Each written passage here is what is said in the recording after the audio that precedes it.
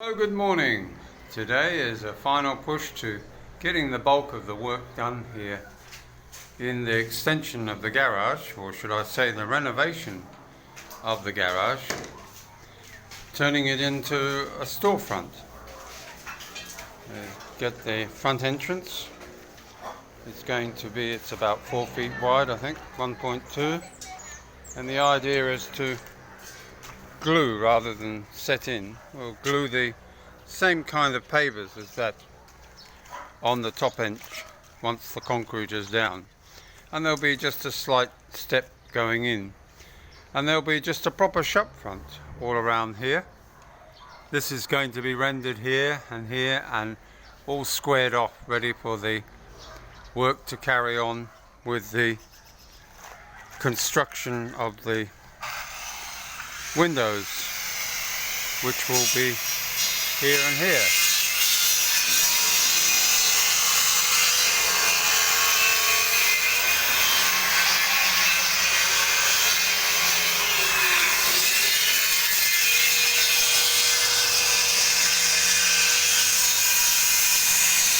Over the noise of the workers, there's a line along here where the concrete was actually cut again, because it was a bit drummy. We discovered it was not adhering to the beam. So that's going to be redone again today. And that emphasizes the importance of, when you're building a home, as the builder, as the owner, that you actually have on-site experience. In other words, you are there to oversee and supervise what is happening, and it's so important that you have that. But my thought for the day, as I move away from that, across the road to a slightly quieter area where you often see me in front of what is now empty supports for what were long beams. Now, many of you guys, including bloggers, talk about the idea of coming to the Philippines, and in doing so, talking about when you marry or you become a part of a family, you are marrying into the family. Now, if you listen to the words, you're marrying into a family. Often it's referred to, you marry the family. That's not true. You know that as well as I do. You're only marrying one person. There's no multiple marriages unless you're part of some Korean religious sect where they do mass marriages together. But the reality is that life here, when you have a Filipina, it will obviously include some input with the family. Now, some families are pretty self-sufficient, organized, and got their lives together. Some, of course, maybe are in a much more dire need of lifting themselves out of poverty. Now, of course, it's not your responsibility to do that. It's neither the responsibility of you, and in reality, it lies upon the rest of the family, and not just your wife. Her brothers, her sisters, her uncles, their aunts, they all look after each other.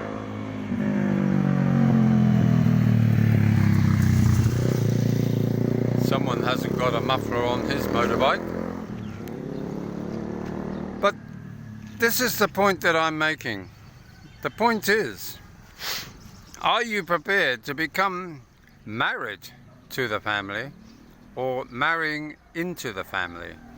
Because if you're going to marry the family, then yes, in your mind you're going to take on the role of being the sole provider for not only her, but for yourself and your family, her family. Now, that may well include uncles, aunts, and everybody else that's got their hand out.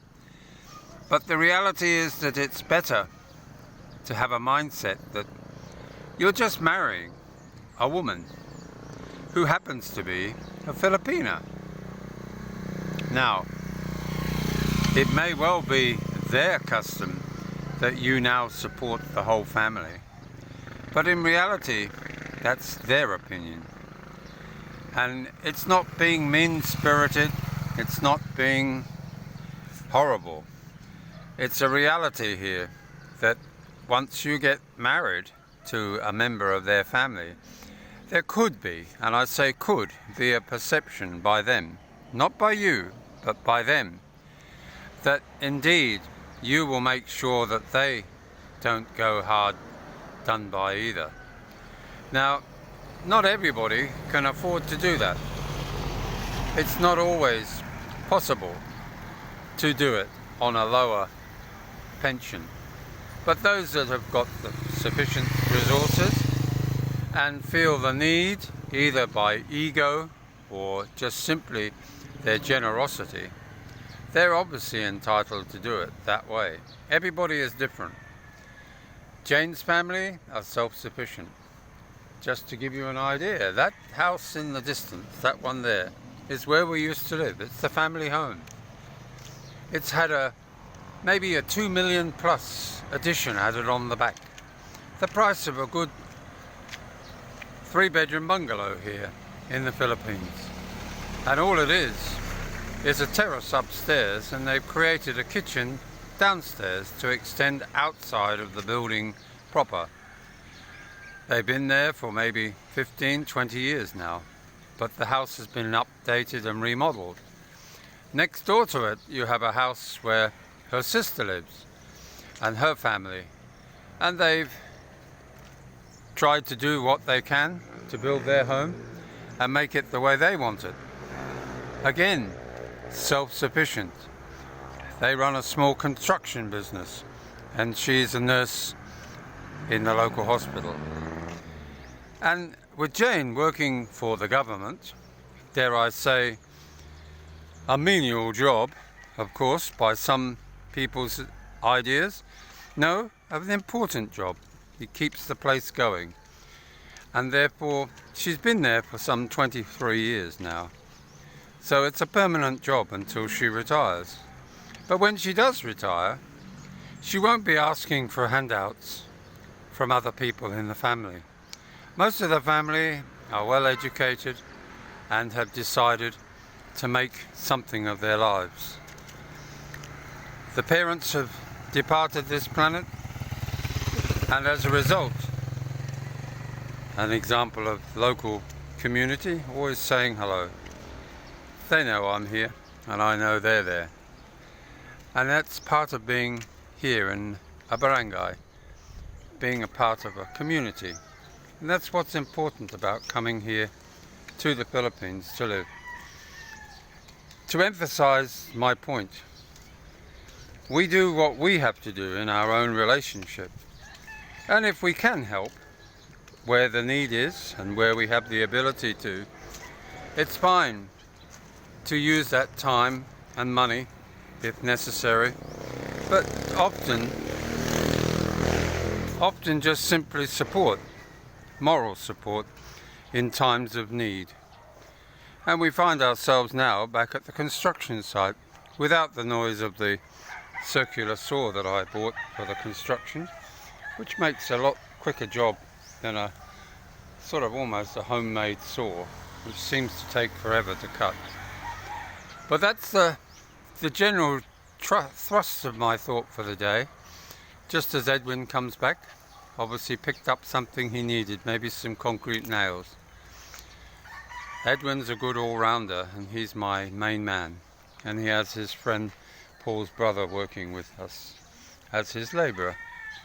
So, as I sign off for another day, I hope you've enjoyed having a glimpse of what we're up to here, and hope that you have a great day. And by the way, I even got an extra light out here ready for the new sign that will go across the top here in a box, a steel box, and it will advertise the shop itself and be very professional.